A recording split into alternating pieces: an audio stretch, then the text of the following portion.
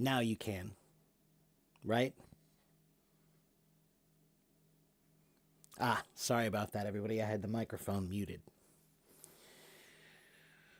So I'll start again. Hello, Chinese teacher. Hello, Top English. Hello, Anna. Hello, Ahu and Rolex.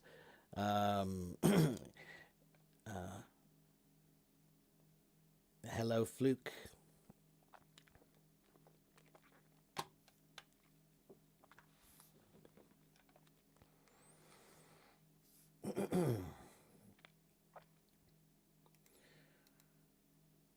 All right. I have my book open.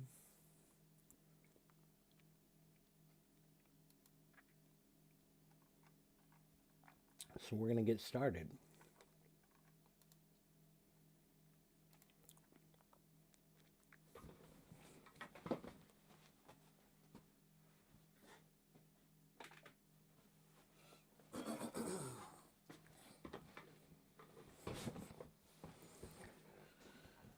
Hello, Kelly. 好久不见.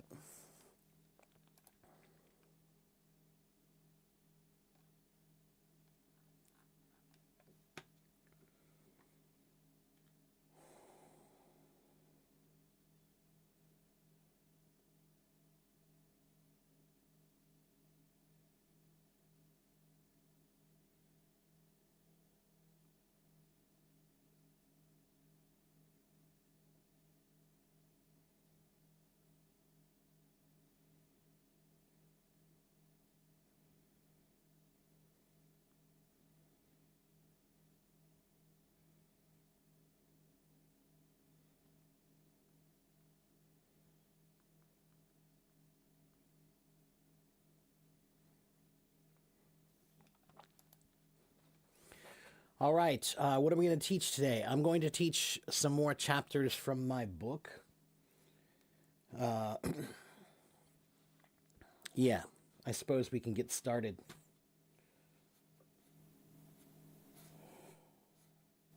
Let me turn up the volume a little bit. Is that better? Can you guys hear me clearly?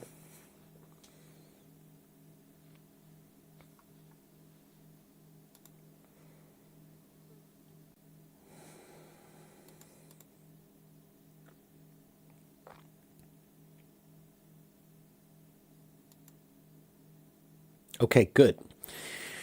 All right, so we're going to start with this question. I get asked questions a lot, and many of these questions become chapters that I'm writing in my book. So we're going to start with this question. People ask me all the time, is grammar important? Is it important?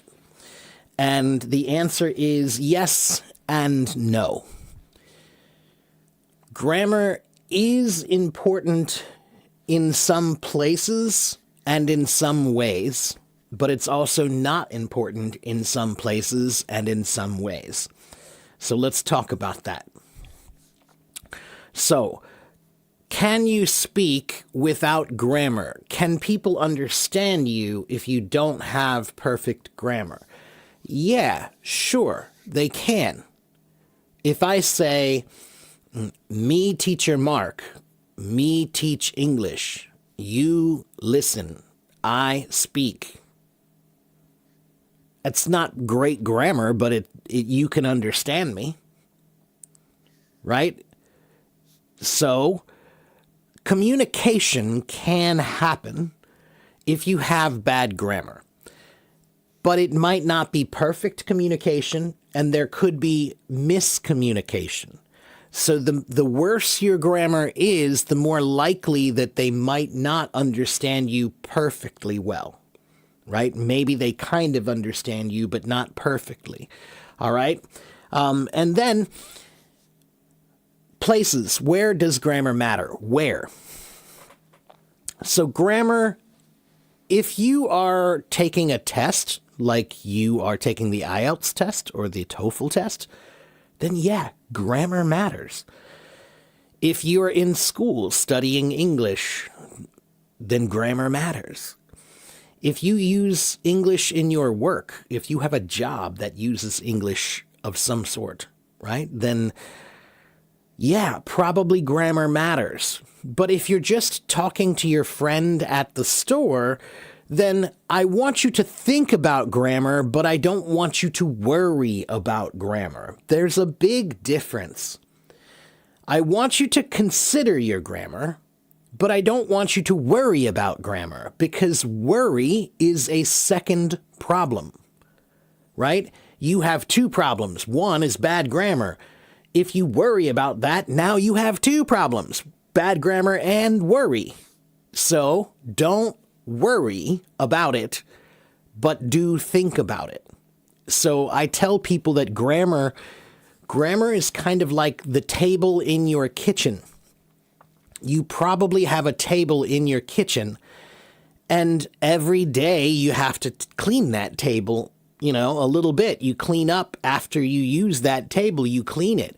But you're never finished cleaning that table, right? You always have to clean it again a little bit, right? When you use it, you have to clean it. That's how language is too. The more you use it, the more you have to clean it. Okay, so you just clean it a little bit every day. That's how you work on grammar. But when you clean your table, you don't worry about cleaning it, you just clean it. You know it's messy, right? So that's how you should feel about your language too. It's messy. Okay, fine. Just clean it. But don't worry about it and work on it a little bit every day. Okay?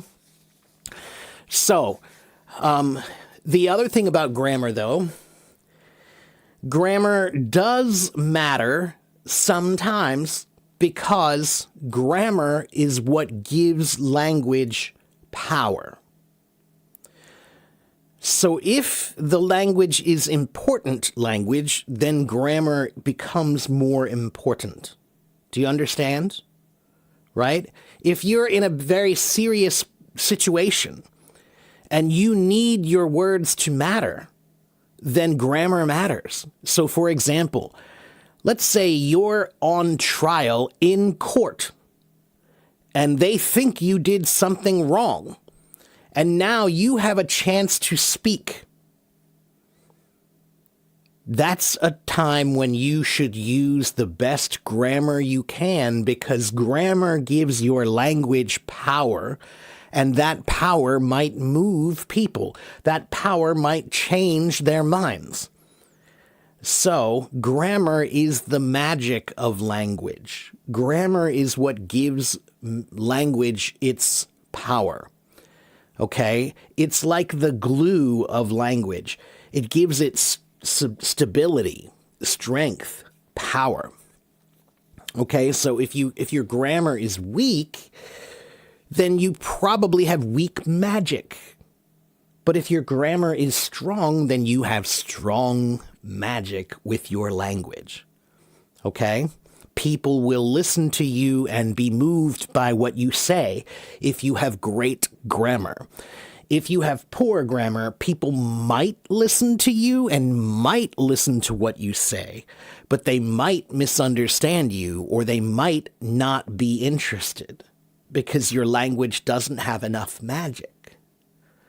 Okay, so grammar is the magic that makes language powerful. Okay? So that is my take on grammar. It's important sometimes, but it's not important all the time. And I want you to work on it, but I don't want you to worry about it. But I do want you to understand that when you hear someone who speaks really well, that's the magic of language, and grammar is a big part of that. It's not all of it, but it's a big part of it. Okay?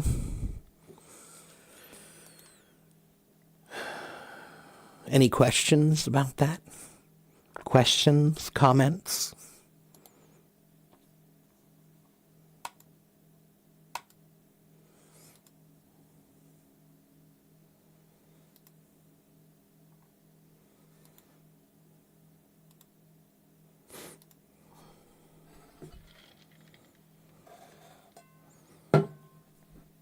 No one? Really?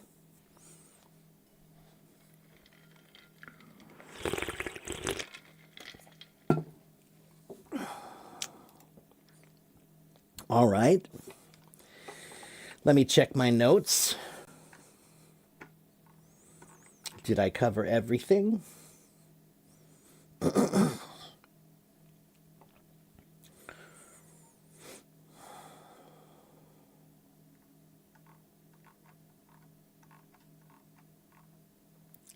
I think I'll just say one more thing about grammar.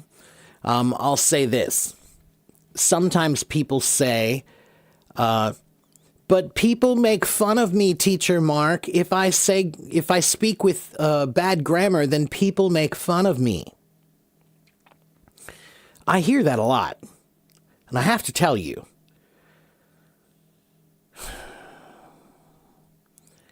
adults don't care about people who make fun of you.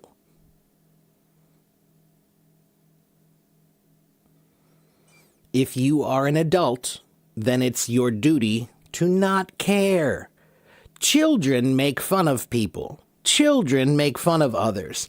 Adults shouldn't do that. And if they do, then they are immature adults. And if they are immature adults, that's like children. So you should not care about children and what children do or say. All right. So when people laugh at you and you say, oh, but they're laughing at me, the problem is you. You're caring about them. You are caring about them. That's the problem. It's not that they are laughing at you. You are worried about what they think more than you are worried about what you think. That's a problem. You'll never be great at anything if you cannot allow yourself to be more important than what other people think. You have to be able to separate yourself so that you can say, I don't care what they think. I'm going to do what I need to do to be better. That's all. I'm going to do what I need to do to be better. Whatever they think does not matter. And we say, you shouldn't stop for every little dog that barks at you when you walk down the street. Okay? When you walk down the street, there will be dogs that bark at you. You don't stop for every dog, right? So don't pay attention to every person who makes fun of you. Okay? Okay, next question. Is grammar important for fluent speaking?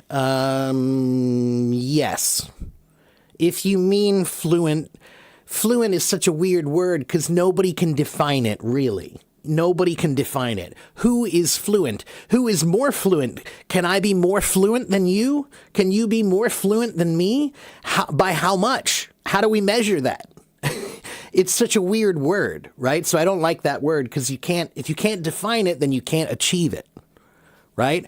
So, but what people usually mean, they want to be comfortable when they speak. That's what they think fluency means. It's like you can speak without being nervous and you can speak easily, right? In that case, and yes, you need a certain amount of grammar for that to feel comfortable, okay?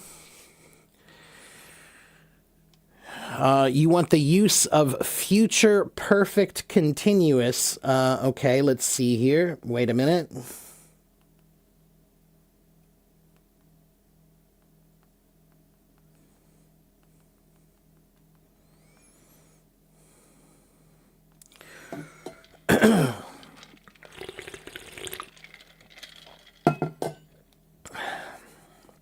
So this is not a very, very common tense. So I would not worry about this one too much, okay, Motaz? Because this tense is talking about actions that will continue until a specific point in the future, right? So actions that will continue until a specific point in the future. And they're talking about the duration, how long, how much time, right? So, for example, by November, I will have been living here for 2 years. Yeah, you could say it that way. You could say it that way, sure, you know, but it doesn't come up that much, you know? So, yeah, again, it's talking about things in the future. So we said by November, that's in the future. I will have been. So you haven't yet, but you will have been at that point living there for 2 years, right? Okay. Or you could say she will be tired because she will have been running. So in the future, she will be tired because why? In the future, she will have been running. Right? So again, this is not super, super common, you know, when these come up. Or there's always another way to say it that could be easier, okay? But for grammar tests, you need to know these, you know?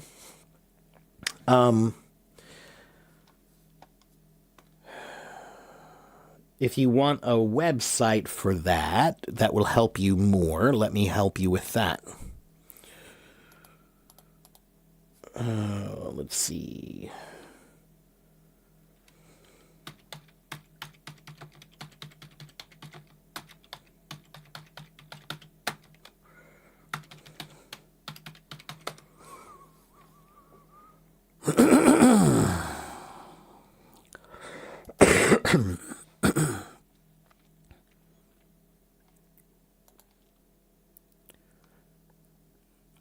Let's see.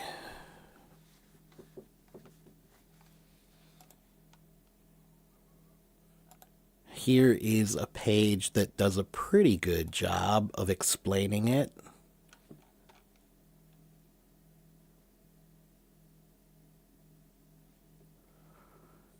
This one it's a university page, so it's not quite so simple, but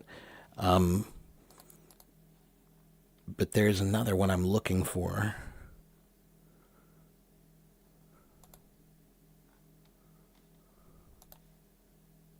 This one. This is a great page. This page explains it well. So if you want to know more about future perfect continuous, go there. Okay. All right. Let's see. Next question.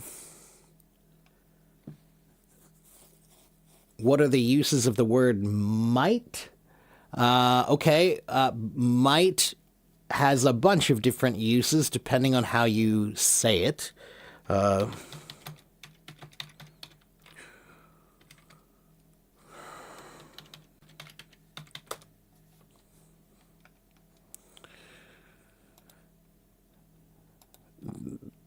So might and may, right? These are modal verbs. That's what we call these, modal verbs. And they can usually be interchanged. Sometimes we say might, sometimes we say may. I might go, I may go. Do you want to go to the movie? I might go. Or do you want to go to the movies? I may go. Right? They more or less have the same meaning. I might, you might, he might, she might, it might, we might, they might. Right? So let's see.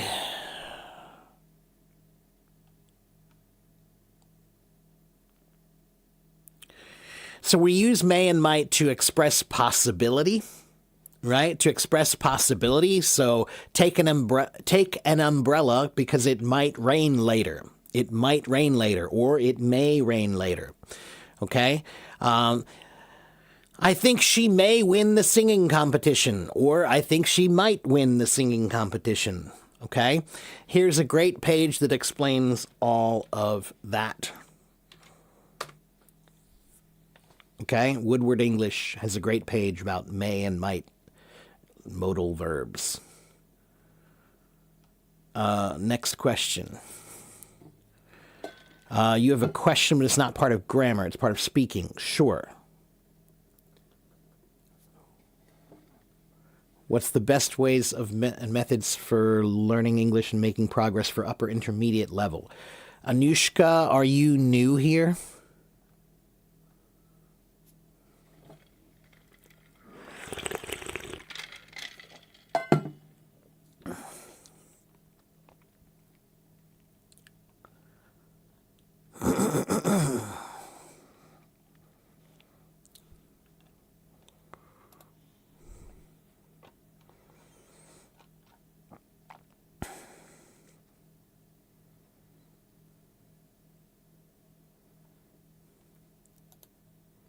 Anushka, are you still there? Are you new here? Or have you listened to me before?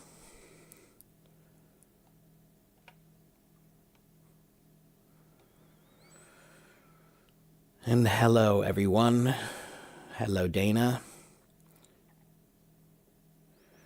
It's over there and it's over yonder. Yonder is a slang kind of country word that we use that means over there, right? But it's not formal at all. And it's not that common in many places, right? So that's a word in America. You might hear that word in the South or in the Midwest, but you probably won't hear it on the East Coast or on the West Coast or in the North. Okay? Probably not. Okay? Or maybe only the Northwest, like Montana, maybe. Idaho. Something like that. But yonder is a word that means over there, far away, right? Yonder. That word, it's not a common word, it's not a formal word, so you don't need to learn it, okay?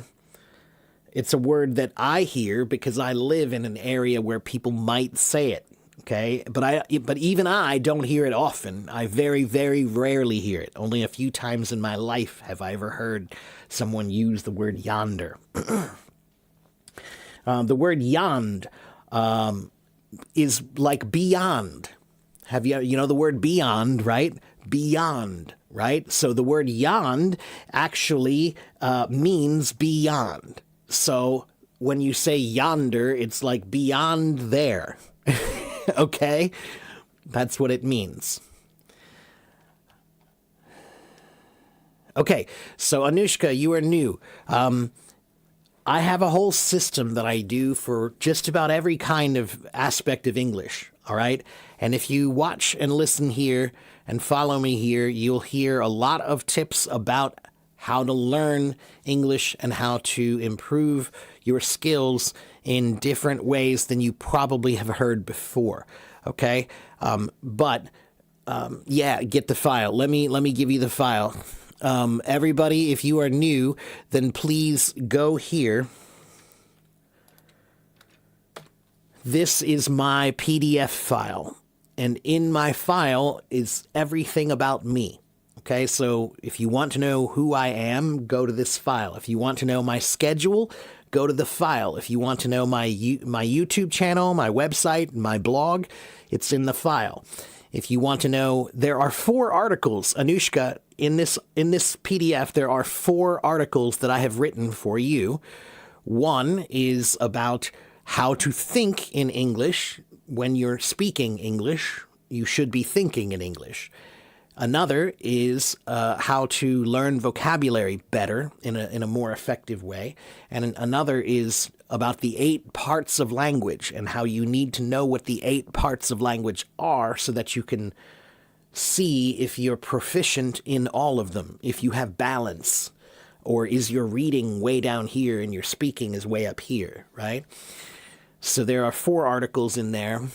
And there are also the rules of my classroom. This is a classroom. I know it doesn't look like a classroom, but this is my classroom, and I am a teacher. So when you are here, that's how you should act. You should just act like you're in any classroom, okay? So be patient, and remember that you are not the only one here. Okay, when you're in this room, you are in this room with 55 people right now. Okay? So sometimes people come in my room and they are very, very rude. Talk to me right now. I don't care what you're doing. I have a question that I want you to answer for me right now. That is not how it works. No, no, no. If you do that to me, I will kick you out and you will not be welcome back. Okay? This is a classroom. Come, watch, listen, learn. Come, watch, listen, learn. All right? Okay. Next question.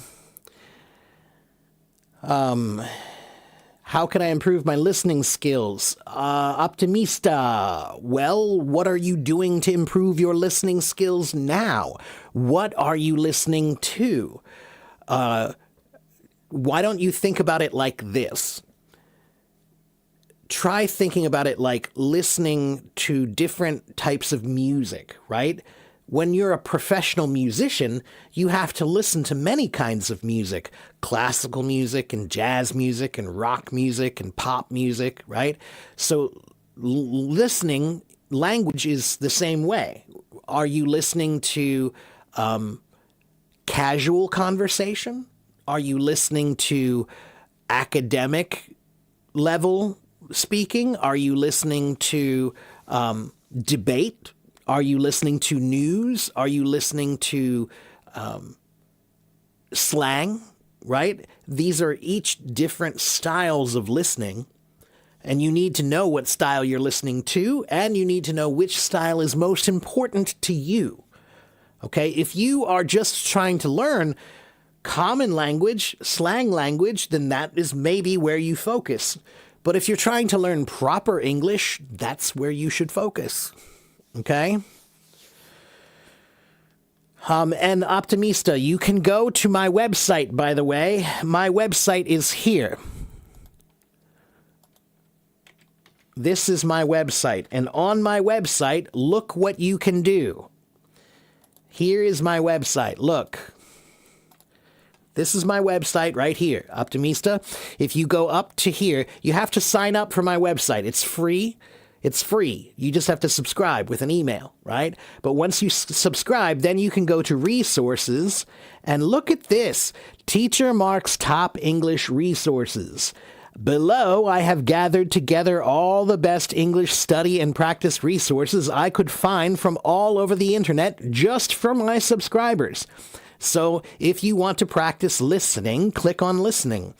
And then you'll get this. Randall's ESL Lounge. This is a great website for listening practice. They have tons of listening practice there.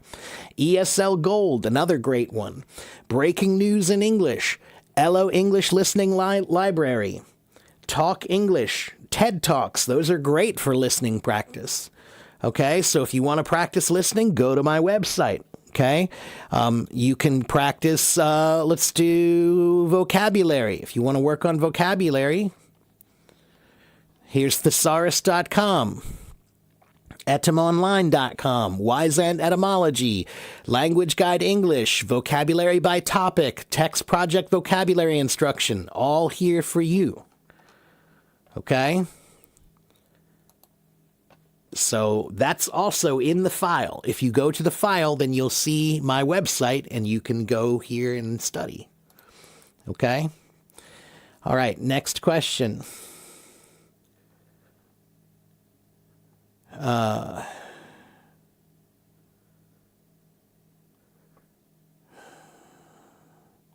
Trip, travel, journey, and hike. How to use these words. They're so similar. Okay, so when you take a trip, you are traveling, okay?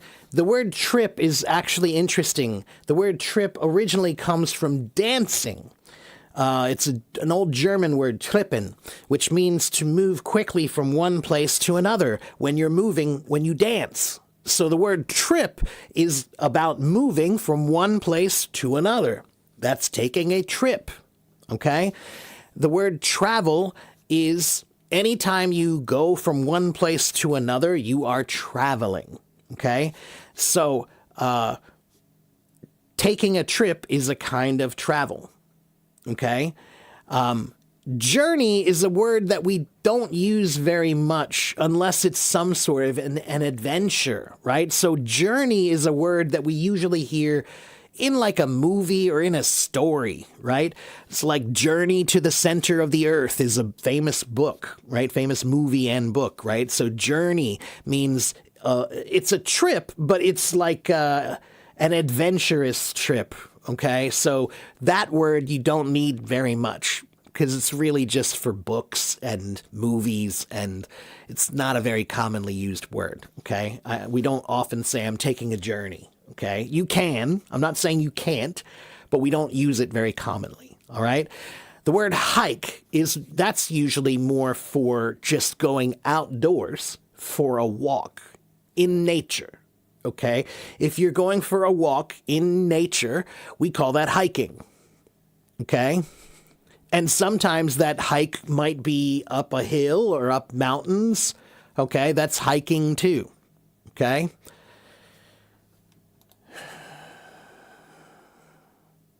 Hello, Madi.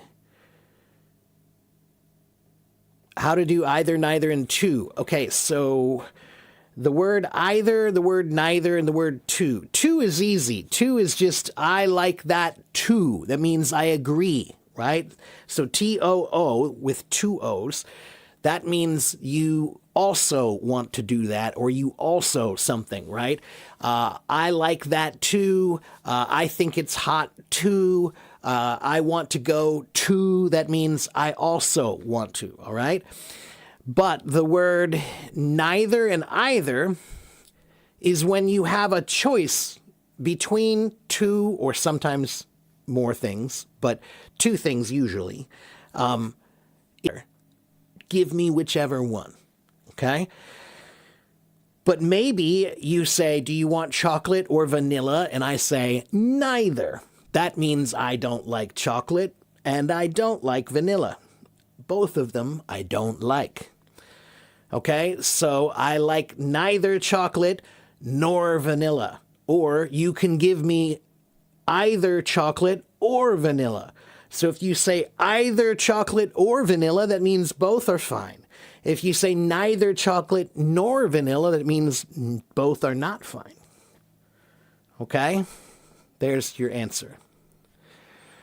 When can we use ain't? Never. You can never use ain't. There is no reason why you should ever use ain't. All right? Because ain't is improper English. It's improper English even when a native speaker does it. So if I say, I ain't gonna do that, my mother will smack me and say, don't say ain't, that's not right. All right? So why would you ever want to use ain't? Why do you need to use ain't? Why did you think you need to use ain't? You never use ain't. I don't. There's only one time when I use the word ain't. There's a famous song from jazz. It don't mean a thing if it ain't got that swing. That's the only time I will use that word, is for that song. That's it. Okay?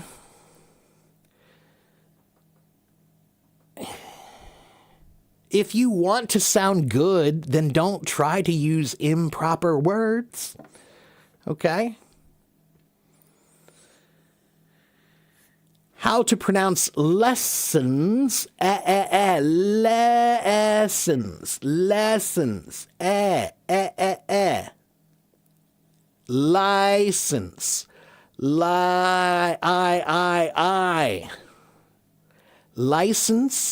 lessons. After my piano lessons, I have to go get my driver's license. So John Wen Lee, this is what I mean when I say Chinese people need to open their mouths more when they speak English, because you can't hear the difference between lesson and license because your mouth is too small. Okay? Mimi, get my file and you'll find my schedule, but usually it's Monday through Friday. Okay, I'm usually here Monday through Friday, and my file is right here. Everything you need to know about me is in this file. Please get the file.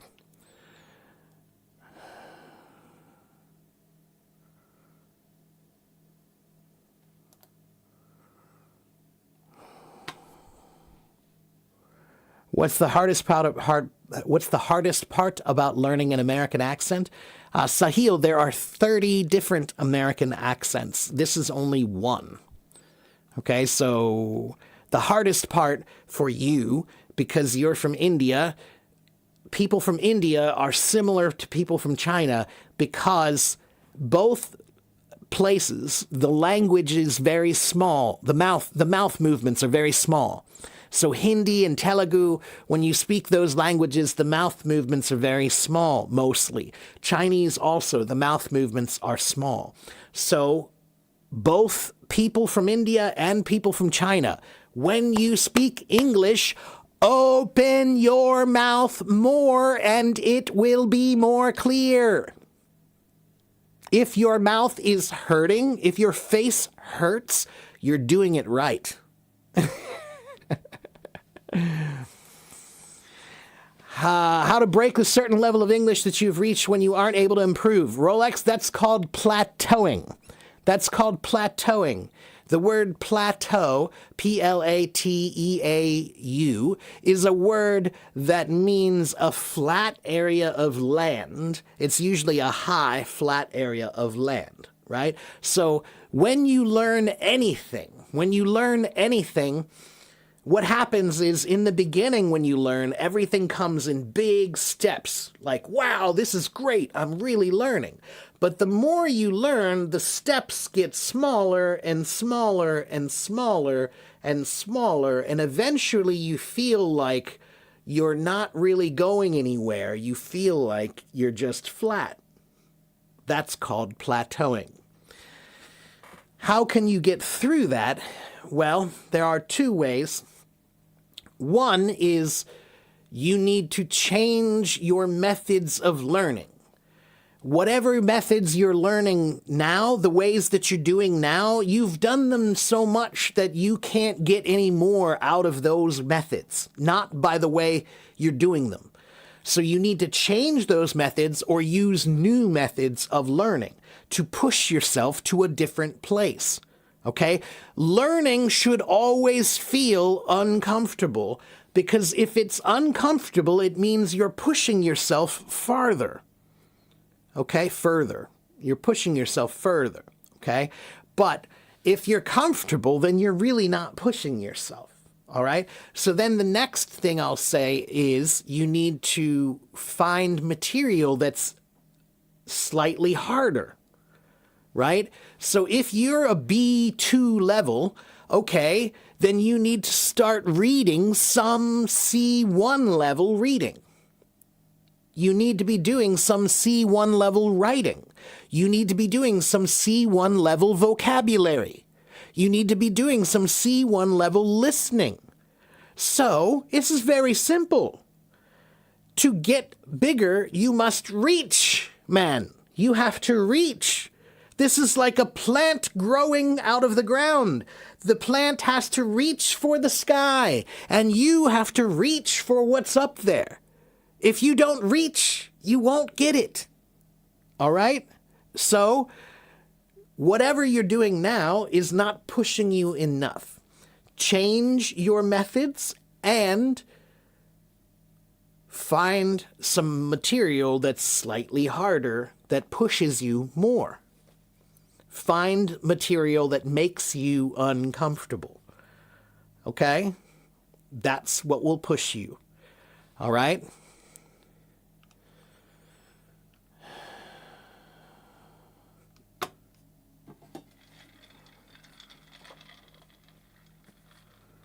Is there any accent I find impossible to understand?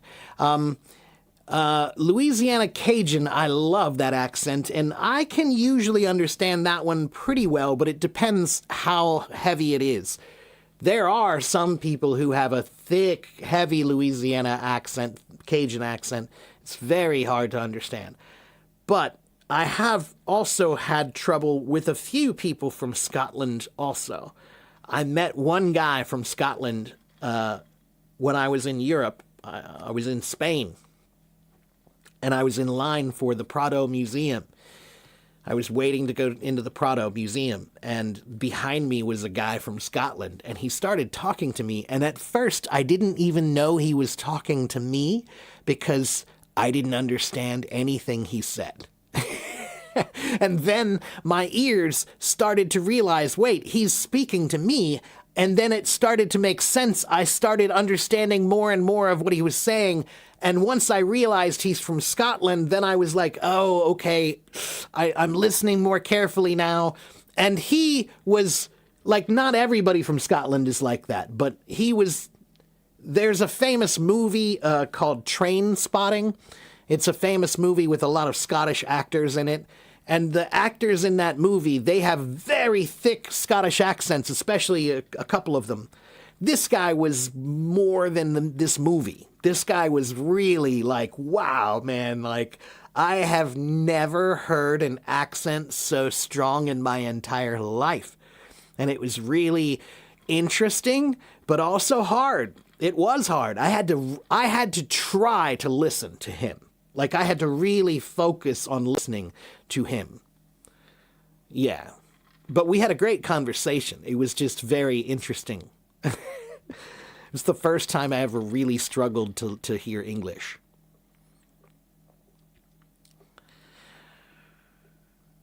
Okay. Ewan McGregor, he's easy. Most of his English is pretty easy. But yes, he was in that movie, if that's what you mean. Yeah.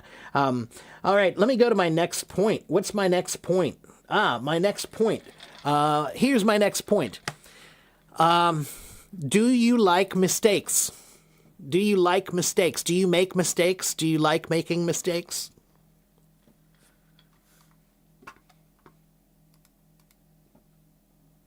When you are learning, do you like to make mistakes?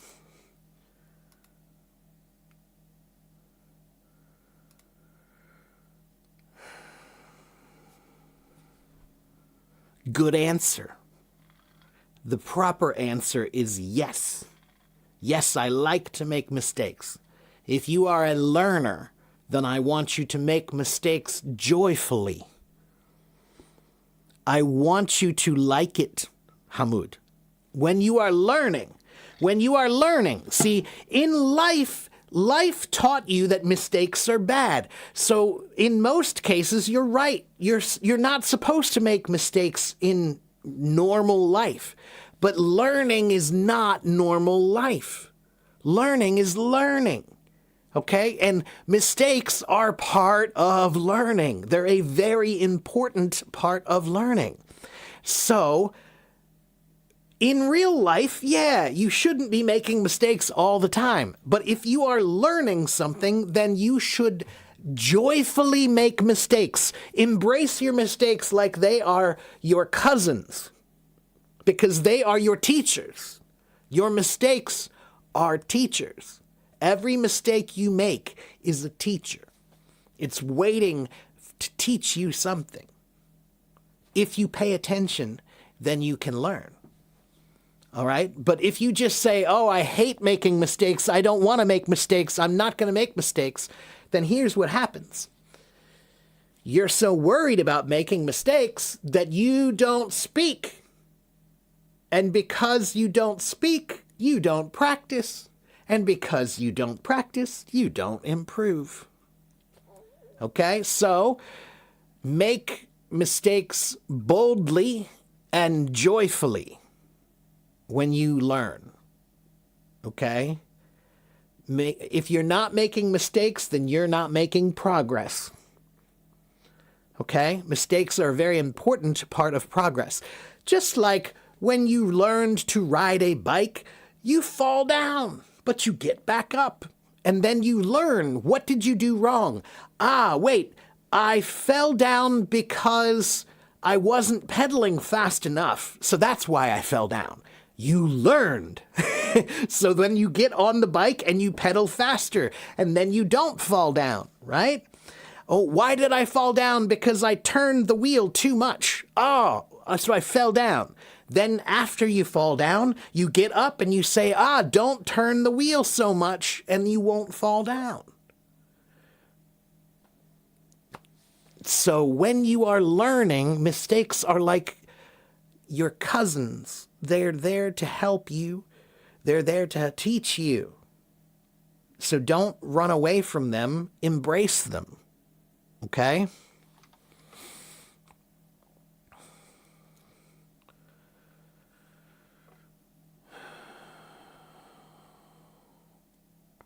Boldly and joyfully. That's right. Yeah.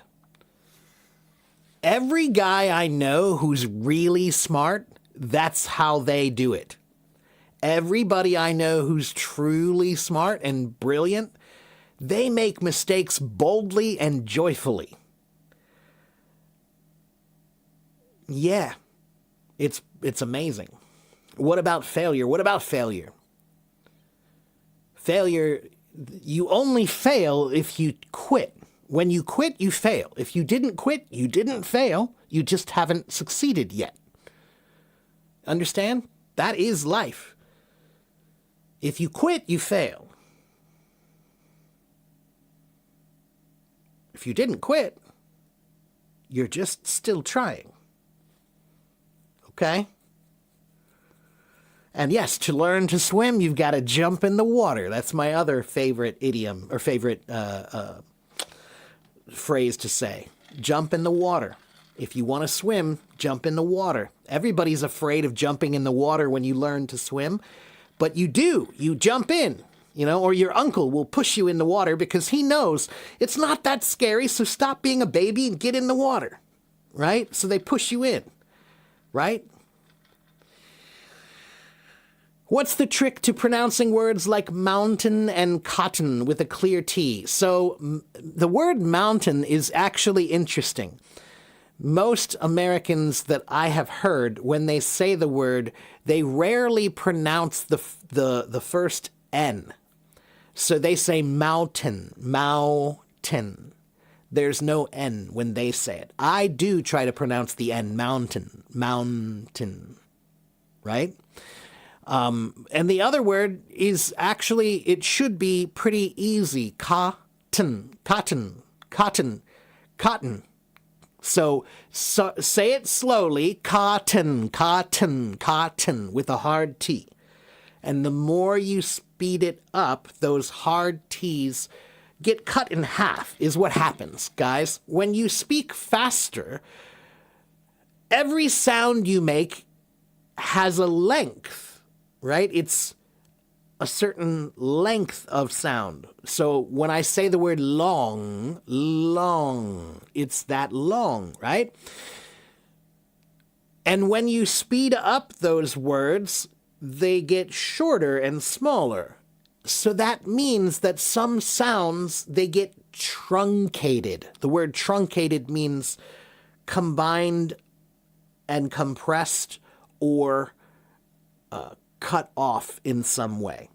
And the way I like to think about this sound is it's not a D, it's a T. But what happens if I have a T, if I have the letter T? I want you to imagine the letter T right here. But what happens if I cut it in half? I cut the letter T in half, and now I'm only going to say the second half of the letter T, not the first half. So the first half of the letter T is the part that has the strong t sound. But what if I take that part off? Now the word cotton becomes cotton, cotton, cotton, cotton, cotton. Okay? Think of it more like you take the T and you just cut it in half. And now you're only pronouncing the back half of the letter T. Okay? That word is not cotton, that's curtain, curtain, curtain. Curtain, curtain. And it should actually be curtain. C-U-R-T-I-N. Curtain is the proper pronunciation. Okay?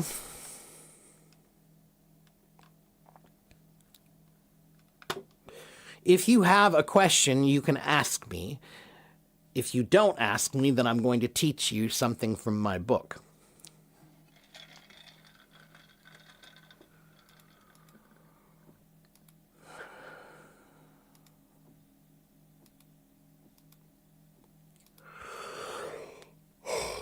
What does step out of line mean? It means exactly what it sounds like. If you are in a line and you are waiting, and then you get out of line, you have stepped out of that line. Now, that has two meanings. One meaning is just exactly what you're talking about. You're waiting for a movie, you're in line, then you have to go to the bathroom, so you step out of line.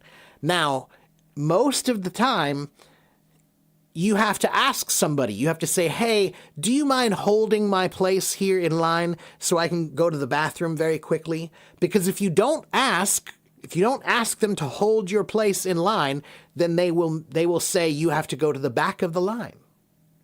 Okay, so the first meaning of step out of line is just the obvious meaning. You left the line, okay? But there is a second meaning for step out of line, and that means to misbehave or not follow the rules. Think about the line is like the rules, right? So the rules of my classroom, right? And if you're misbehaving, you're not being good, then I'll say, you're out of line. That means you're not following the rules. Okay, that's out of line, means that's improper, that's against the rules, that's not okay. All right?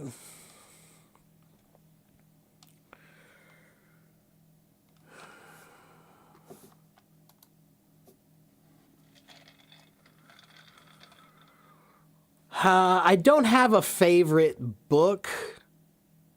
I mean, maybe I would say... No, I don't even want to say that. I don't have a favorite book, and I don't like favorites. People ask me favorites all the time. What's your favorite music? What's your favorite food? What's your favorite song? What's your favorite meal? What's your favorite language? People ask me that all the time. And I'm telling you, everybody, if you know how many things there really are in the world, then you stop thinking about favorites because favorites start to seem really silly. When there are 2,000 kinds of something and you say, but this one's my favorite, it's kind of stupid.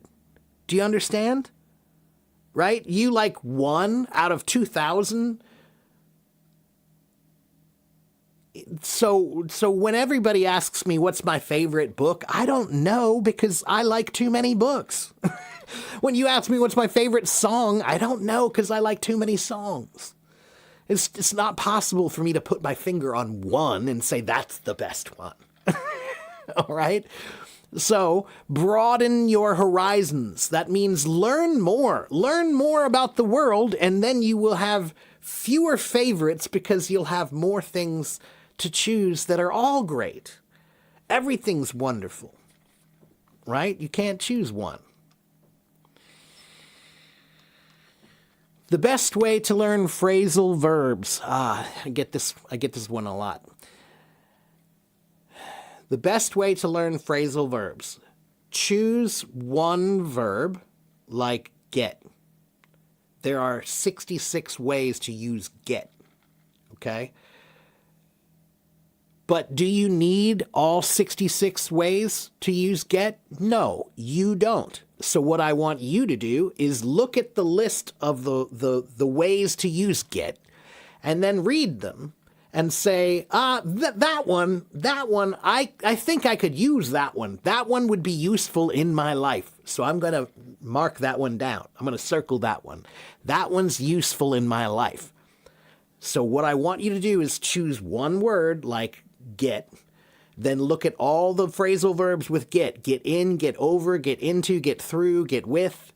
And then think about which one would be useful in my life. Okay? And then learn those. All right?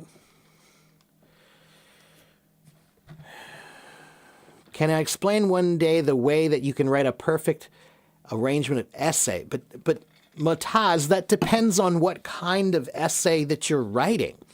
There are many kinds of essays, all right? But to write an essay, you just have to have good thought structure, right? So an essay, that's why they teach you writing, because when you learn writing, you have to organize your thoughts. So you start with the first paragraph, that's your introduction, and you say, this is what I'm going to talk about. This is what I'm going to say. This is my point. That's what you say in the introduction. And then you'll use the next paragraphs to try to make that point.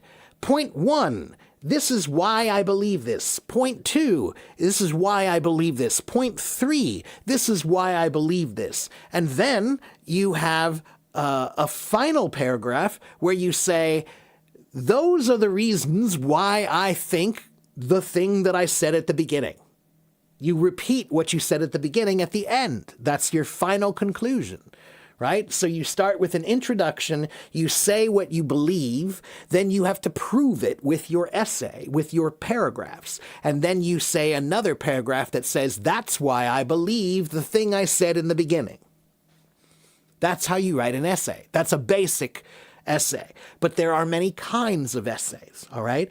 But this is the kind of thing that is really good for ChatGPT. I'm going to prove it to you. Okay, look.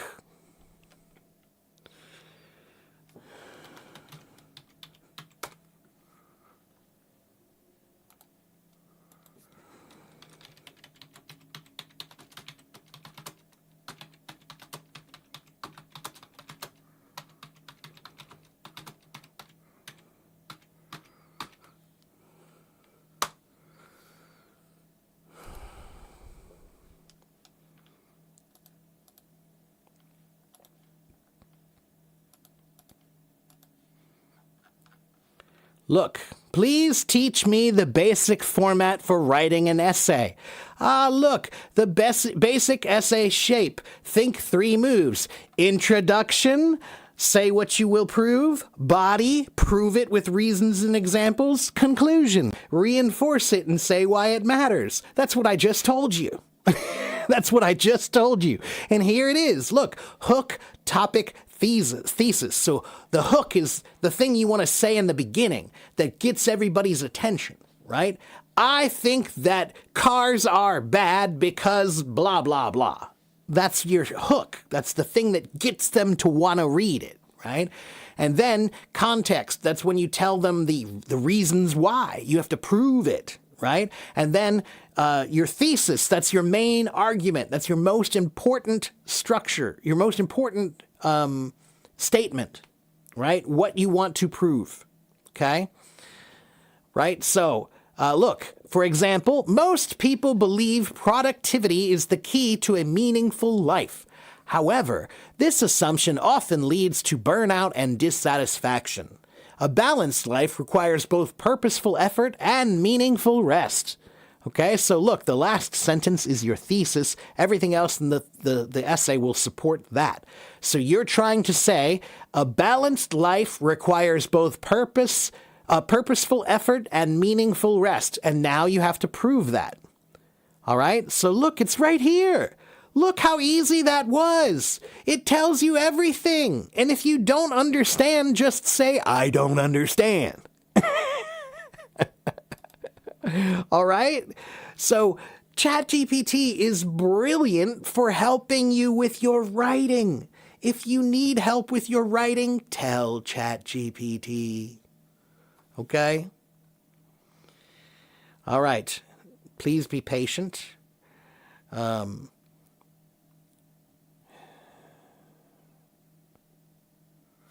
What if you feel like you're stuck at the same level even though you're doing all that it takes to improve? Hind, you're not. You're not doing all that it takes to improve. You're doing something, but you're not doing what it takes to improve. That's a big mistake that many people make. Just because you're doing work doesn't mean that the work you're doing is making a difference. All right? So, for example, if I have a shovel, I have a shovel and I'm going to dig a hole, right? And I dig some dirt and I put it over here. And then I dig that dirt and put it back over here. And then I dig that dirt and put it back over here. And then I dig that dirt and put it back over here. I'm doing work, but am I accomplishing anything?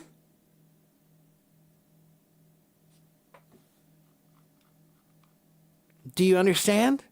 So your work has to have purposeful effort and purposeful impact. If it doesn't, then you're just doing work, but you're not getting anything. All right? So that means you have to change the way you work. Do something different. Okay? If you're doing the same thing, it's going to feel like the same thing. All right? But, okay, you did this grammar book. Did you do that grammar book? Try a different grammar book. You read this book, but did you read this book? You tried this YouTube channel, but did you try this YouTube channel? You tried this writing assignment. Did you try this writing assignment? Right? Change what you're doing to do something different. If you do the same thing, you're gonna get the same thing. All right? Okay, let's see. How to deal with toxic peeps here. Mohammed, I'm not exactly sure what you mean, but there are a lot of people in the world, and not all of them are good people, or not all of them are ready to be good people. So, Mohammed, I find it's better to be like a flower than it is to be like a bee. The bee goes around looking for the flowers. The flower doesn't move, the flower stays there. The flower just makes itself interesting to the bee. So instead of looking for people to talk to, and maybe those people they're not nice, right? You're looking and they're not nice. Don't look, just be really interesting, and then the bees will come to you, and they'll be the right bees because they came to you. All right? They came to you because they saw what you are, and they were interested in what you are. So they won't be toxic. Okay? When you go looking for people, you'll often find toxic people. But if you just make yourself interesting, they will come to you. All right? That's also the best way to get a girl.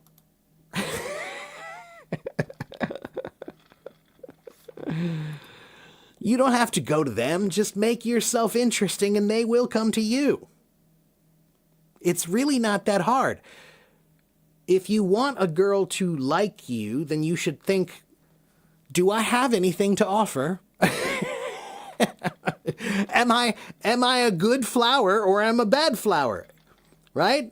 There are some flowers that are really good, and there are some that are not.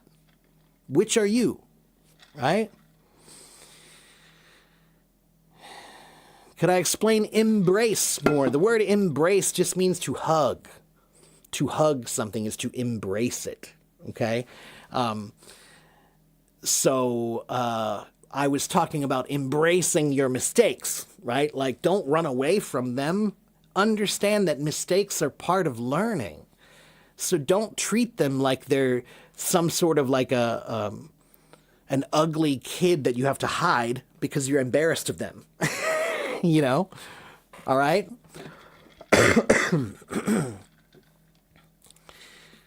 How can you learn the American pronunciation properly? There are 30 different accents here, so it depends on which accent you want to learn. If you're talking about mine, try learning tongue twisters. Okay? Look.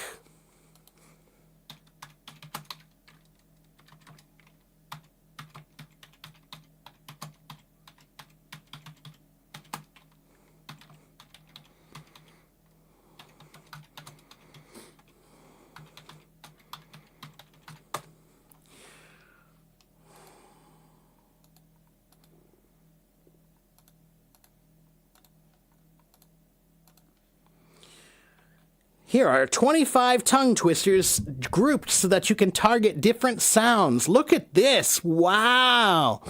Wow. She sells seashells by the seashore. So this is focusing on the S and SH sound. 6 sleek swans swam swiftly southwards. Susie works in a shoe shine shop. I saw a kitten eating chicken in the kitchen. 77 benevolent elephants. 77 benevolent elephants. Okay, practice those. Here's L and R. Red lorry, yellow lorry. Red lorry, yellow lorry. Really rural, really rural. Larry rarely lies. Larry rarely lies.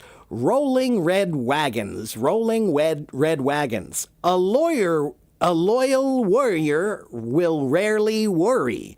Wow, this one's hard. A loyal warrior will rarely worry. See, I have to think about that. If I have to think about it, then you will really have to think about it. All right? TH. 33 thieves thought they thrilled the throne. This is the thing that they thought. The 33 thieves threw things. Those that think they can think thoroughly. 3 free throws. Okay? So there you go. Tongue twisters. They're a great way to learn pronunciation of any language. Every language has these tongue twisters. So they are one of the best ways to learn pronunciation of a new language. Okay? You've been facing problems with vocabulary like many people speak in many ways and they use vocabulary which they are comfortable with, okay? How to get an understanding of the meaning of the words without looking them up in the dictionary. Rolex. If you want to know the language, then you must live the language. Do you really like English? If you really like English, then you will spend time in English water. Okay, so that means you're listening to English a lot. You're reading. Read. The number one way to learn vocabulary is to read in any language. It doesn't matter what language. If you want to learn the vocabulary, then force yourself to read the words. I know it's hard. I tried learning Chinese. It's very hard to learn to read Chinese, but I did it. Okay? Do I have a suggestion for memorizing prepositions? Hamoud, I don't. Well, I do and I don't. Prepositions are hard because prepositions have more than one answer that is they're all correct, right? So, for example, you can say, where are you? Oh, I'm in the store, or I'm at the store. They're both correct, and they're both pretty much the same, right? So, prepositions are hard because you want one answer, but there is usually more than one answer. Or maybe it's not the wrong answer, it's just that it's describing it in a very different way. If I say I'm on the store, is that wrong? No, it's not wrong, but it says that I'm not inside and I'm not outside, I'm on top of the store. That's not wrong, it's just describing it differently. Okay? So, Hamoud, if you go to Games to Learn English.com. Go to games2learnenglish.com and that website, let me just give you the website because I typed it wrong. Hold on. It's right here. This is games2learnenglish.com. It's a free website that has games, just games. Games for adjectives and vocabulary and idioms and proverbs and prepositions and conditionals and everything. So go practice that. And if you practice those games for a month, then you'll figure it out. Okay? You just have to play some games with prepositions for like a month, and then you'll be fine. All right? All right, next question.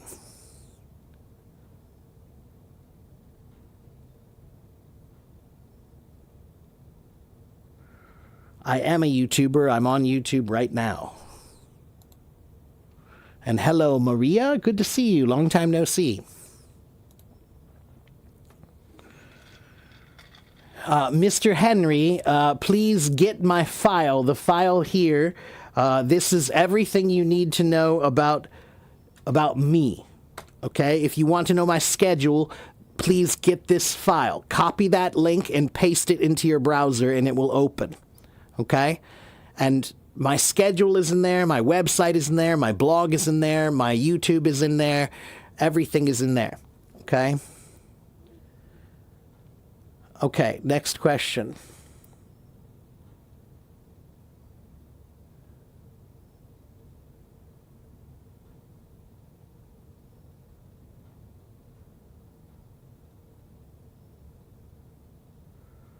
What's the difference between hasty, quick, and fast? Sometimes nothing. It depends on the context. If I say he's very quick or he's very fast, that's the same meaning. Hasty is more the word we use when we say someone did something quickly, but maybe not in the best way, right? So if I hastily clean, to hastily, which means I'm now making it an adverb, right? That means how did he clean? He cleaned with haste. With haste means very quickly, where speed is the most important thing. Speed is the most important thing. So maybe it's not the perfect clean room, right? The room is still a little bit messy because you were hasty. Okay? If you do things in a hasty way, it's probably not perfect. Okay? It was too hasty to be perfect. All right? So when we use the word hasty, usually it means you did something quickly, but you didn't do it well because you did it quickly. All right? So don't be so hasty usually means you're doing it too quickly and it's not good enough because you're trying to go too fast. Okay? All word?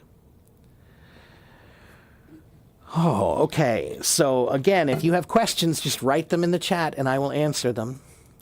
That's how this works. All right? I'm here to try to help everybody. So please, if you have a question, write it here and I will answer it. Let's see. The next chapter in my book is called Strength versus Weakness. Strength versus weakness. And this is a very important thing that students must think about. Good students focus on their weaknesses, not on their strengths.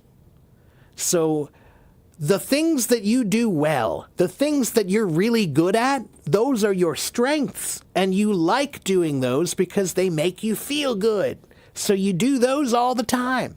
So maybe you are really good at speaking and listening, but you're not really good at reading and writing. So you do speaking and listening all the time, but you don't do reading and writing because that's what makes you feel bad. But that's what you need to do. A good student focuses on their weaknesses, not on their strengths. Okay?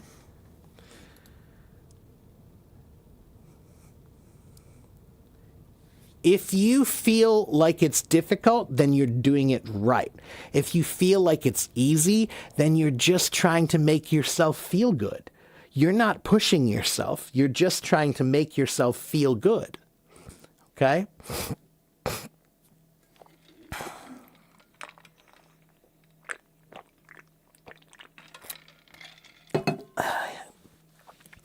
So Hind says, I understand English very well, but when I try to speak, I feel like I can't. So that's because you never spend any time thinking in English. So I live in the United States right now, but I try to think in Chinese at least sometimes during the day. During my day, I'll think about anything I'm doing in Chinese.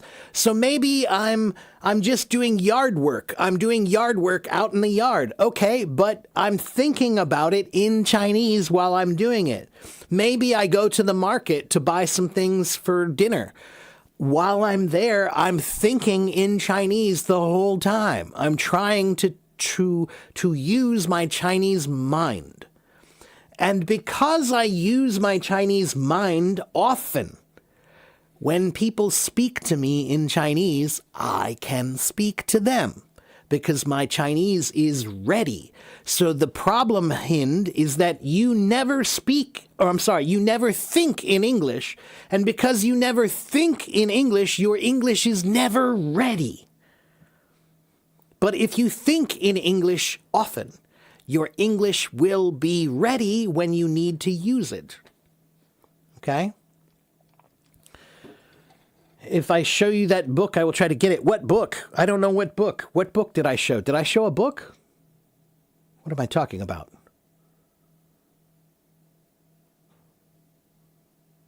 Did I mention a book?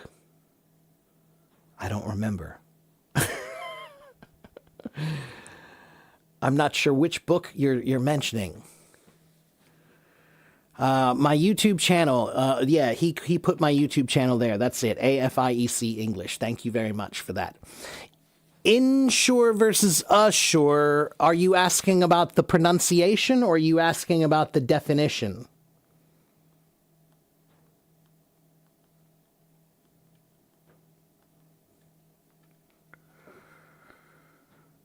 You're focusing on British accent and improving your pronunciation in the perfect way should you follow British content. If you want to learn British accent, then yes, you should follow British content. And remember that there are many British accents also. So you need to focus on the one British accent that you like. Usually it's received pronunciation, right? RP, the King's English, right? So focus on that. Yeah, if that's the accent you want, then that's the accent you should focus on. Okay? Oh, the file. Yeah, so it could be the file. The file is here.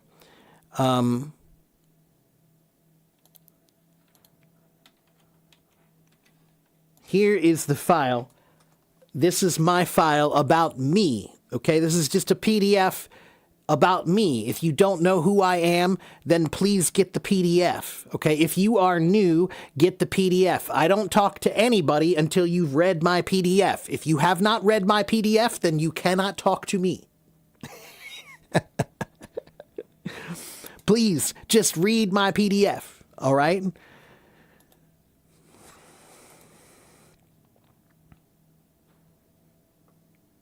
And if you are Chinese, Daja, I can't give it to you on HelloTalk.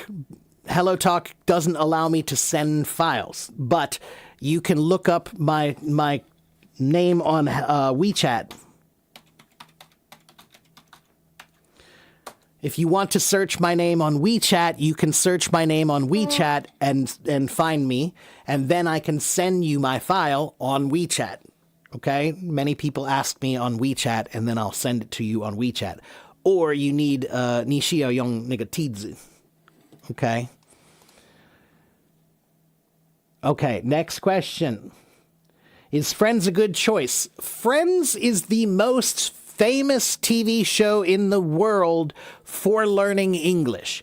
Friends was around since the 1990s. It started in the 1990s, but it's still popular for learning English because it's a good context show.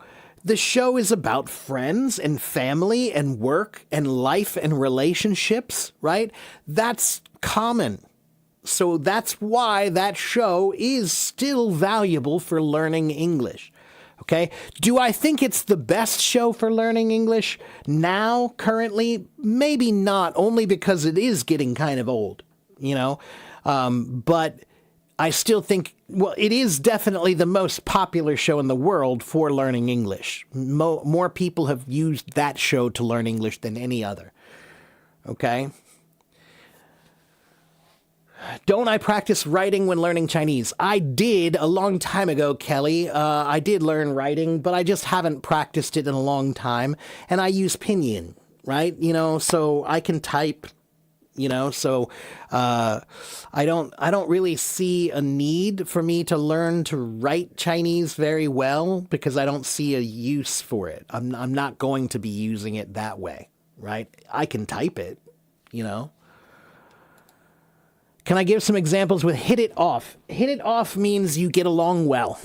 You get along well. You met somebody new. You meet somebody new, and now you're best friends. Like immediately you're best friends, so that means you really hit it off. Okay? If you meet somebody and suddenly you're just really connecting, like, oh wow, I really like this person, then you really hit it off. It's a baseball idiom. It means it was a pitch and you hit it and you knocked it out. You hit it off. All right?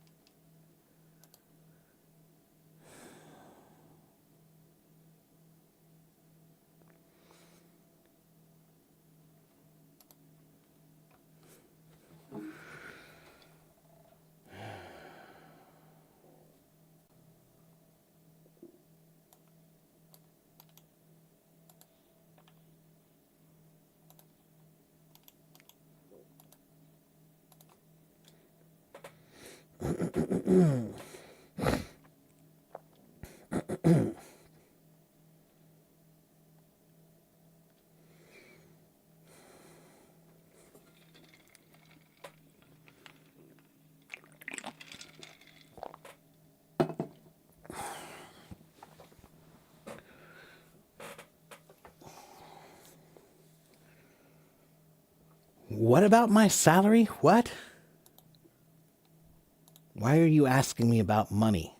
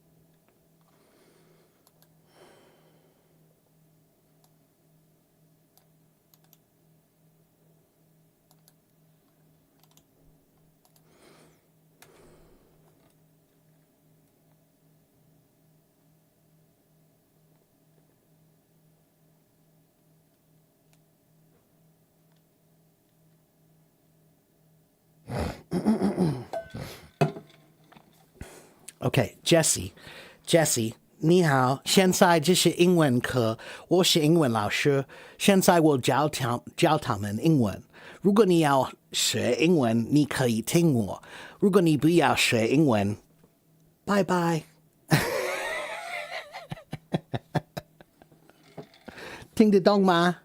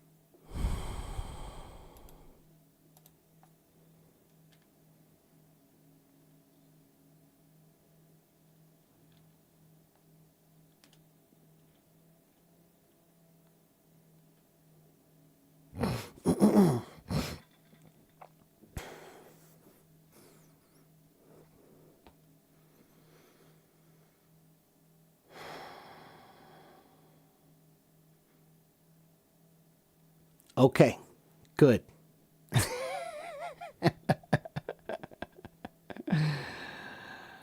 好。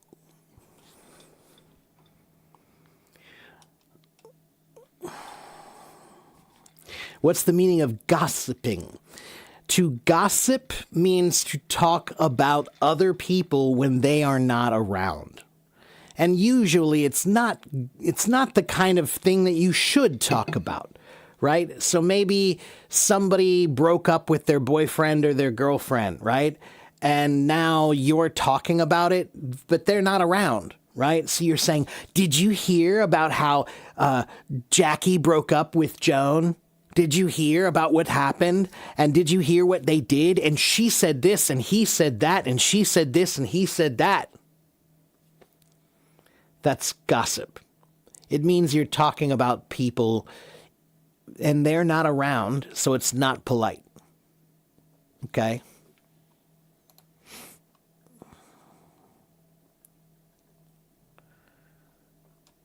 Is backbiting the same as gossiping? Not exactly. Backbiting is not a very commonly used word anymore.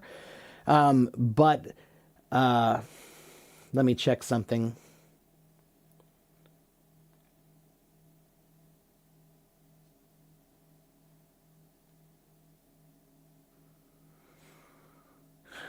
One moment.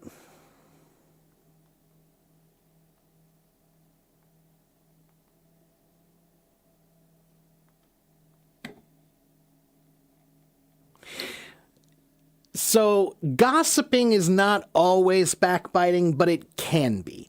Backbiting means talking badly about somebody when they're not around. Okay? So that's just talking badly.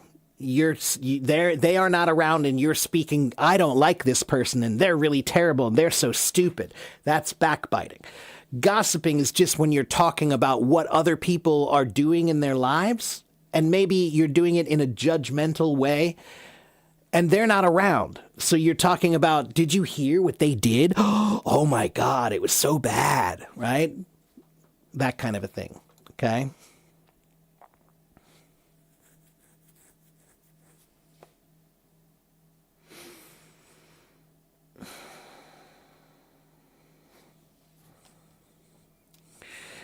Jesse, 你需要说英文，因为这是我的英文课。如果你不可以，没关系啊。如果你不可以说英文，你不可以写英文，我感觉你需要去吧。OK， 现在我教他们英文。如果你听不懂，我感觉你需要去别的房子。Okay? Yeah, I think so. It doesn't make sense in Chinese. I know. I understand. I saw it. It doesn't make sense. Jesse, 你很奇怪吧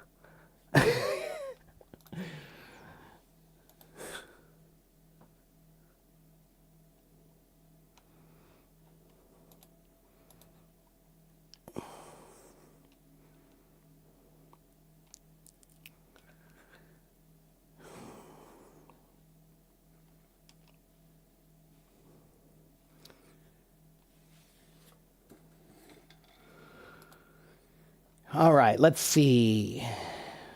What about reckon? The word reckon is a word, again, it's not very often used in modern times anymore, okay? It's only used regionally in some places, but not very commonly, right? Wait a minute, let me check on something. So reckon means to think or believe or suppose something or to calculate something, right? Like you're doing some calculations. So I reckon we'll need 10 more of these things, right? I think, I believe, I calculate that we'll need, okay? And the word reckon is a word that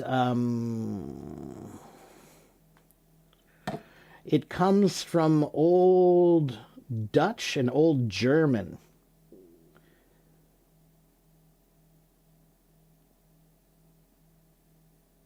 And the original meaning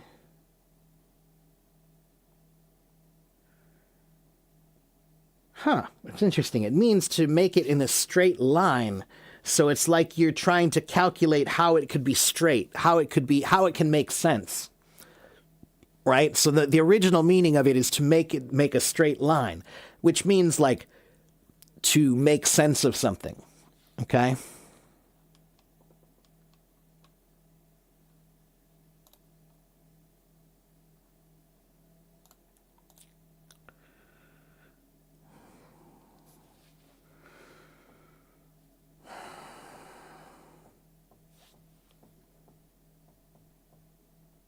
Is there an etymology word list available?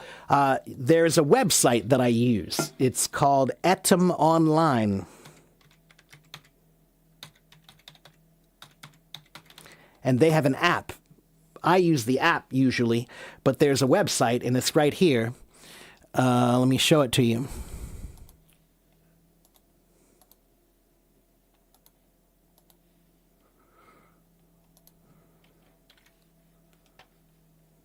Okay, so this is the website that I use to study etymology. Etymology means the history of words. Where does this word come from? If you want to know where a word comes from, you can look it up here. So let's look up the word car. The word car. Where does the word car come from? It comes from 1300. Look, it originally was Old French. But before that, it was Latin. Carum. Look at that. So a two-wheeled war chariot was called a carum. So look, what is a two-wheeled war chariot? Let's look that up. So this was a carum in ancient Rome. So you have a car, and they had a carum. It's funny how things don't change, right? Look, that's their car. All right? That's the Roman car. It's a carum. That was their name for it. That's where we get the word car. Okay?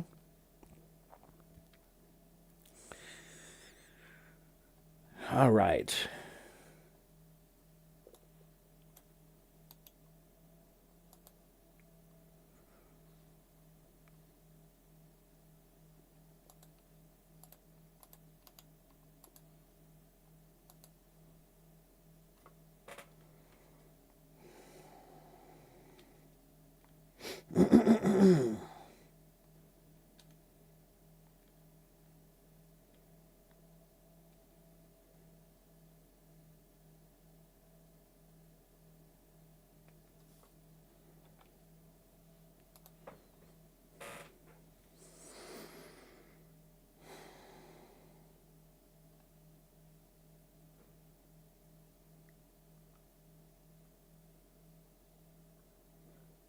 Yeah, reckon is like think, but it's an old way of speaking that we don't really use anymore, right? So if I go to the South in the United States, the southern states in America, right? Like maybe I'm in Georgia or I'm in, even Texas, maybe, right? If I'm in Texas and I say, maybe I'm asking for directions, right? If I say, how far is it to Dallas, Texas? Then maybe the guy will say, well, I reckon it's about 30 miles up the road. I reckon it's about 30 miles. Means I think, I believe, I calculate. Okay, I guess. Okay. Is there a difference between go to bed and go to the bed? Hamoud, go to bed is what we say most commonly. Like, I'm going to bed. You need to go to bed. We are going to bed at 9 o'clock or 10 o'clock, okay? But go to the bed, when you put the in front of it, now there's a specific bed that you're talking about for some reason. So the sentence becomes kind of strange when you add the, because why am I going to the bed? Maybe you're telling me, go stand over there by the bed. So go to the bed. But that's not the same as go to bed. If I say go to bed, I'm telling you to go to sleep. If I say go to the bed, I'm telling you to go to stand near or be by the bed. Okay? What's more common, nifty or diligent? Well, those are two different things. Diligent is a word that means to work hard and try hard at something is to be diligent, right?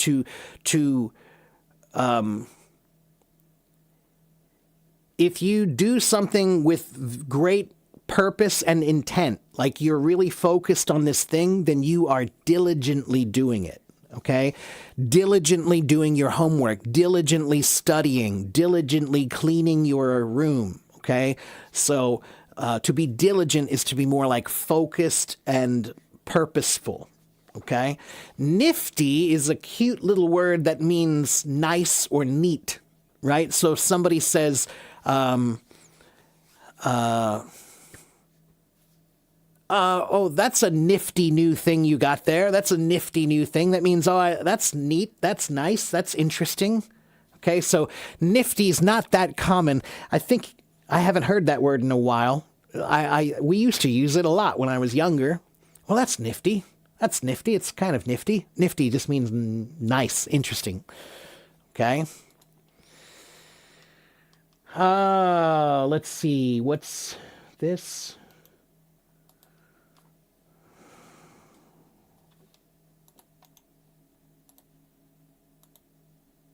Let me see something. One moment.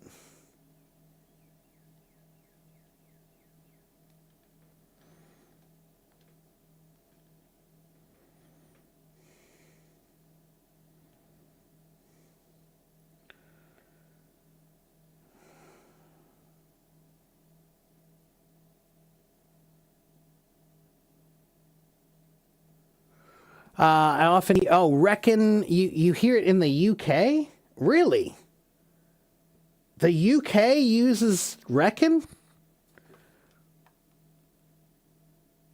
That's kind of surprising. Oh, diligent. Oh, or reckon too. That's really surprising to me.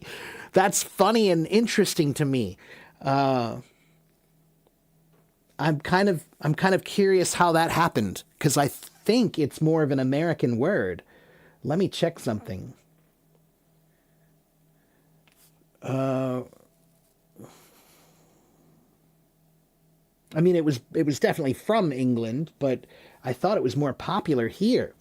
See, even in my dictionary, it says since the 1600s, it came to be associated with the U.S. Southern dialect, right? So even my dictionary says that the word reckon is more common in American Southern language than anywhere else. Oh, but it's also regarded by Anglophiles. Right, so Anglophile means person who really, really loves English and British things, right? And they don't like the word reckon. They think the word reckon is too low class, too American. That's funny. Okay, your husband is British. Yeah, I'm curious. Ask him what he thinks about the word reckon and if he thinks it's more American or more British. I'm curious about what he believes. How old is he? How old is your husband? He's probably about my age.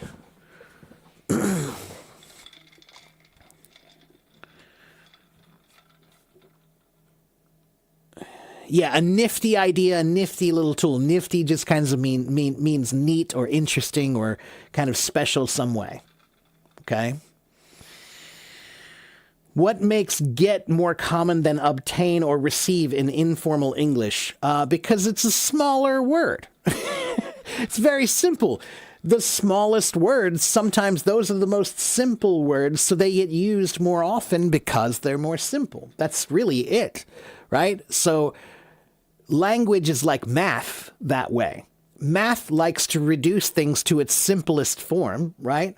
Well, English or language does usually too. There are a few languages that don't work that way, but most languages tend to work where the smallest words are often some of the most common words. Okay?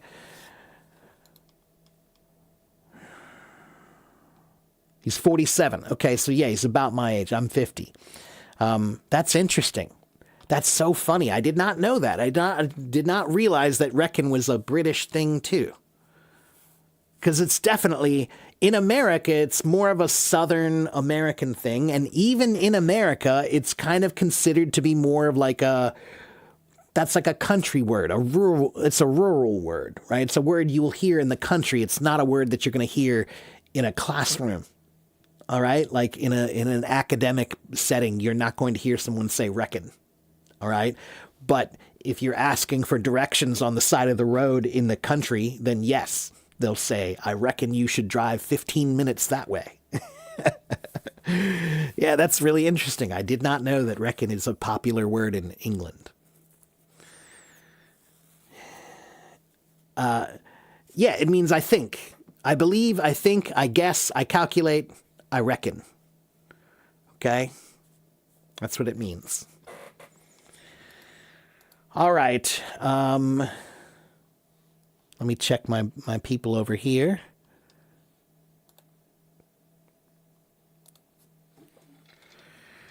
Kelly, as an English beginner, you should choose one, in my opinion. You should choose one and try to focus on one more than the other. Okay? If you want to learn both accents, then I think you should choose one and focus on it first. And then later you can listen and focus on the other one. So choose whichever one. And I don't care if you choose the British accent. That's fine with me. I don't care one way or the other. But I definitely think it's better to focus on one and not confuse yourself with too many. Okay? All right, I have been here for almost 2 hours. Wow, time flies. Time flies.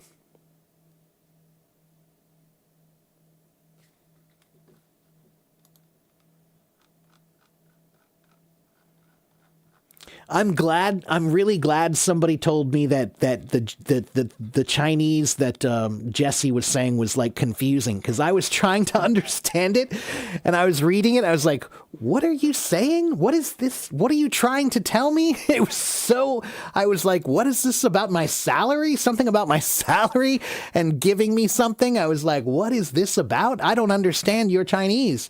I was very confused. And then you guys said, yeah, that doesn't make sense. That's funny. Yeah. What is my accent? I live in Ohio, which is a state in the middle of the United States, and in Ohio we have 3 accents, and mine is called the Mid-Ohio accent. The Mid-Ohio accent. This accent is the closest accent to the IPA pronunciation. Okay, the standard IPA pronunciation is closest to this, I think. I often see advice on social media to choose informal English over formal. What's your opinion on that? Like, how are you instead of how's it going? I have the opposite opinion. I think you need to learn the proper way to speak before you learn the improper way to speak. Once you know the rules, then you can break the rules. Okay? That is how learning works. So if you break rules but don't know what they are, then you're just doing wrong things. But if you know the rules, then you are allowed to break them. That is the way it works in language. Okay? So, I think you need to learn the formal, more proper. I don't like formal. Formal, the word formal sounds like you have to be wearing a suit. No, what I'm talking about is proper English. The way I'm speaking now is just proper English. I'm not speaking academically. I'm not speaking in a way that feels very scary. I'm not using big words or anything. But I'm also not using a lot of slang, and I'm not using a lot of gonna, wanna, coulda, shoulda, right? I'm not using all that condensed language that natives often use, right? So here's what I tell everybody is if you learn proper English, that opens almost every door. Almost every door will open if you have proper English. If you have informal English only opens the informal doors. So that's why sometimes people come into a room and you're in a classroom and now you're saying, hey, what's up, bro? How you doing, dude? Dude, you're in a classroom now. You're in a classroom. You can't say that. You understand? Right? So what I mean is proper English opens almost every door. But if you learn informal English, that only opens those doors. Okay? All right. Can I tell how to use demand? To demand something is a verb or a noun, but as a verb, it means to ask for something very, very strongly. If you ask for something in a very strong way, then you are demanding it. Okay? A demand, that's the noun form, that's something that you asked for very strongly. Okay? So if I say, please, can you sit down? That's nice. But if I say, I demand that you sit down, that's very strong. Okay? That's a command. Demand is related to the word command. Okay? The topic is English. If you have a question, you should ask me because I have answers. I have many answers up here. I don't know where they come from. I'm not sure how they got there, but there are lots of answers up here, and they really want to come out. All these answers are desperate to come out, but you have to ask the right question. If you ask me a question, then the answer will come. It's not always the right answer, but it is an answer.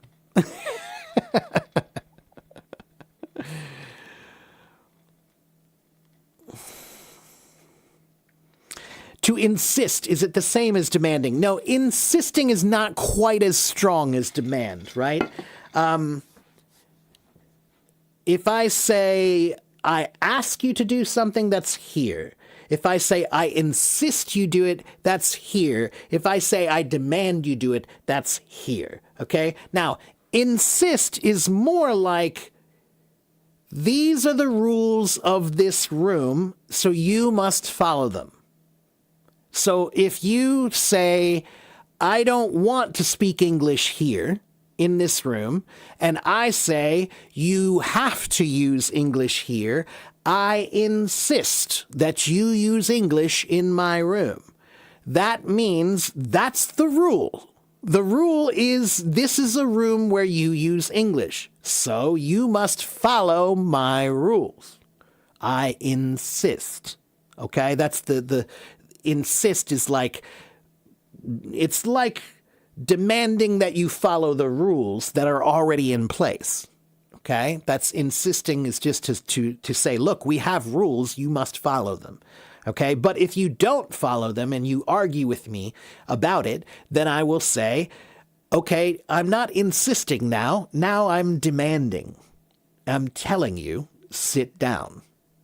Okay?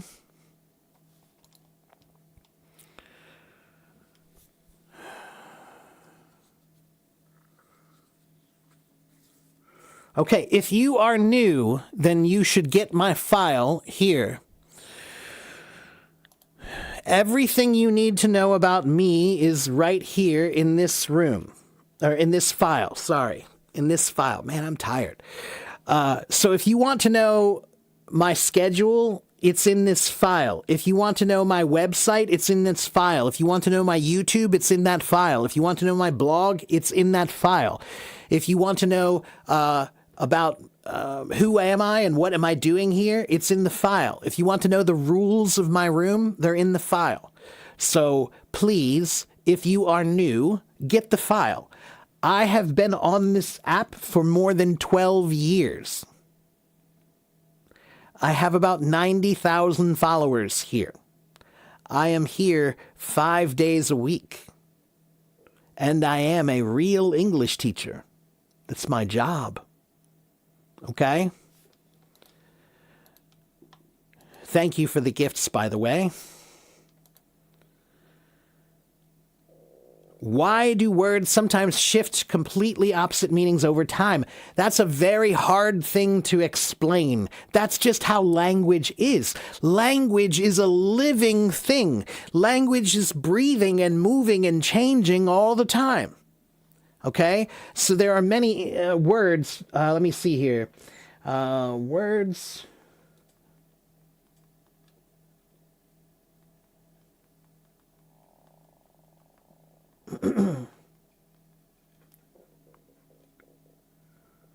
Let's see. For example. The word nice. What does nice mean now? The word nice now means good, right?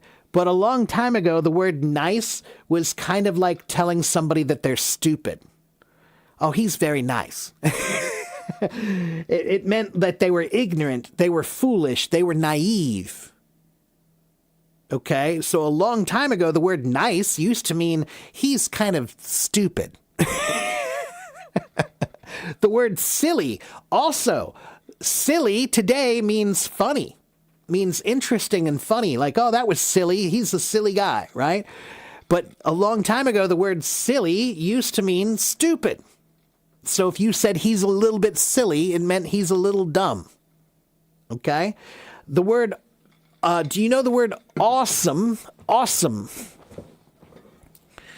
Kenner. Hi, Kenner. I'm teaching. Kenner, listen to me now. I'm teaching. Okay? Please don't interrupt me when I'm teaching. Okay? So, the word awesome means great, right? The word awesome means great, but we also have the word awful, right? The word awful and awesome, they both have that word awe, A-W-E, A-W-E, right? Okay, so what does awe mean? A-W-E, what does that mean? To have awe. What does that mean? To feel awe. If you feel awe, A-W-E, then what do you feel? What kind of a thing are you looking at? If you see something and you feel A-W-E, awe, then what do you feel? Yeah, it's amazing, right? But the word awe, everybody, is when you see something really huge and amazing, and it's almost so amazing that it's scary, then that is awe. So, for example, a long time ago, I went to the Grand Canyon. Do you guys know what the Grand Canyon is? The Grand Canyon is a very big, beautiful place. It is so big that when you see it, you feel like, wow, that is awe. So the word awesome now means like, wow, amazing. But the word awful means, oh no. So it's kind of funny. Awesome and awful both have awe, but they have a different meaning, right? Or let's see, the word...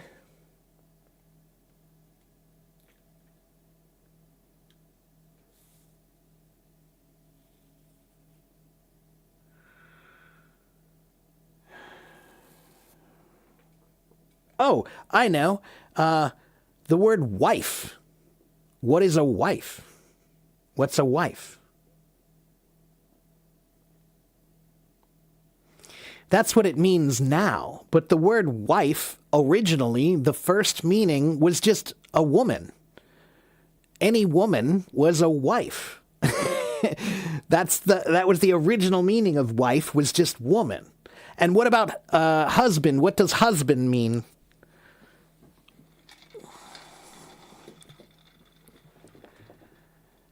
Husband means house bonder.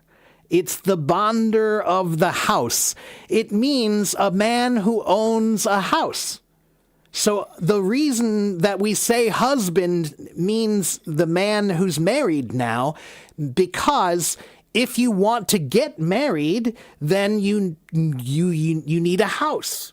So they wouldn't, if you wanted to marry somebody, if you said, I want to marry this girl, they would say, well, do you have a house? If you have a house, then you can marry my daughter. If you don't have a house, then you can't.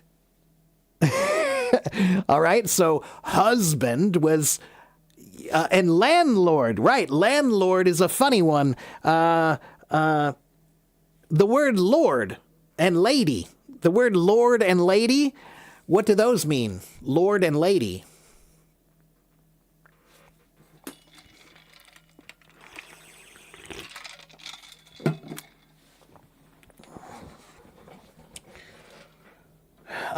The word Lord, originally, the word Lord comes from the word, it's an old English word, Hlaford. Hlaford was the word originally, and Hlaford means the one who guards the bread. It's the bread guarder. That's what Lord means. Lord means the one who protects the food and gives you the food. And the word lady, lady comes from the word that means bread maker. So she was the bread maker, and the Lord was the bread keeper.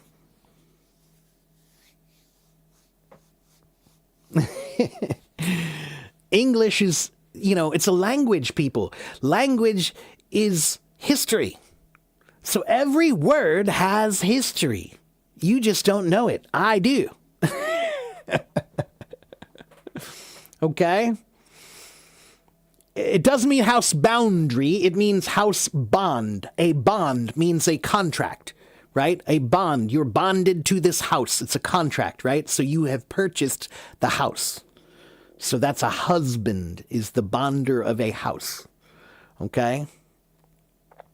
And yes, I love etymology. I absolutely love etymology. I can go on and on and on about it. However, my stomach is making crazy noises because I'm so hungry. So I think I'm going to go here now. It's been about 2 hours, so that's enough time, I think. But I'm going to come back and play some drums for a little bit after I eat lunch. Okay, so I'm going to go eat lunch, and then I'll be back and I play drums. But when I play drums, guys, don't ask me English questions when I'm playing drums, okay? If I'm back there, then I'm not Teacher Mark, I'm Drummer Mark. When I'm here, I'm Teacher Mark, all right? Lady is bread maker, so every lady should be able to make bread. Well, a long time ago, every lady could make bread. A long time ago, I promise you, almost every woman knew how to make bread. Okay? Men, too, for that matter. Because bread was food. You got to eat. You need to know how to make it. Right? Gunter, hello, my good friend. How are you? But I didn't give you a suggestion. Kenner, here's my suggestion, Kenner. My suggestion is come to my class and watch and listen and make notes, okay? I have been on this app for 5 years. I have done about 1,400 of these. 1,400 times I have been here teaching. So come and watch and listen and learn, and you will learn more. Okay, 90,000 people ask me questions.